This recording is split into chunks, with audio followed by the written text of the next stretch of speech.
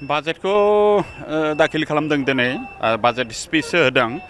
बिनि सिङाव मा दं बेखौ मोजां स्टाडि खालामनायनि बाथ्रा दं जायखिजाया जि स्पिच मथे जोङो जथेस्थ' मोजां बाजेट जादों जोंनि दानि सरकारा निस्सय बे बाजेटनि गेजेरजों रायजो राजाखौ जि माने एसुरेन्स होबोदोंमोन बे एसुरेन्सफोरखौ माने खोब समाधान खालामना होनो हागोन बेखौ जों नुदों निस्सयकै जोङो फैबाय थानाय बोथोराव मोजां जागोन आरो बिटिसिआवबो जथेस्थ'खिनि मोजां मोनसे बाजेट हरगोन बेखौ जोङो नुदों जायखिजाया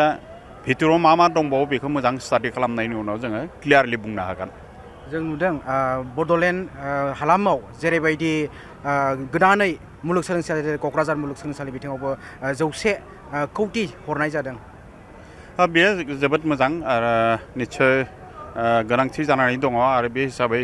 दायो बाजेटआव धार्य खालामदों बेयो जोंनि थाखाय जोबोद मोजां आरो बेनि अनगायैबो गोबां उननि बोथोरफोराव जोङो सावरायलायनायनि गेजेरजों आरो मोजाङै लांबावनो हानायनि बेबस्था थागोन माने एसडि बाजेट मोनसे फैबावगोन मोनसे समाव बे एसडिनि गेजेरजोंबो जोङो जथेस्थ'खिनि थाखा फैसा बिटिसिआव लांनो हानायनि माने पजिसनखौ जों मोनहैगोन गोदानै बे बाजेटआव इसिं दाथाय जौगाथाय जेरैहाय गोदानै मोनद'है दालां आरो लामानि सरजाबनाय जादों बेवहाय जेरावहाय बे थुबिल महरै हमदों 4028 कौटि हमनाय जादों बिटिसिनि थाखाय जर'खायै मा बुंगोन नंगौ बेयो पिएमडि भाइन होननाय मोनसे आसनिनि गेजेरजों जथेस्थ' मोनसे गिदिर खामानिखौ मावनो लादों बेहाय बाजेटआव धार्य खालामदों आरो बेयो जोंनि थाखाय खोब मोजां जागोन जोंनि जथेस्थ' प्रयजन जानानै दङमोन आरो बे प्रयजनफोरखौ दायो बे बाजेटनि गेजेरजों सुफुंनो हानायनि बेबस्थाखौ जों नुहुरदों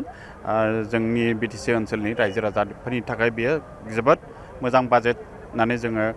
बुंनो हायो आरो फैबाय थानाय बोथोरावबो जोङो जेरै प्रथम बोसोर जिहेतु आरो फैबाय थानाय बोसोरफोरावबो जोङो मोजाङै मोनलांगोन बेखौ मिजिं खालामनो हायो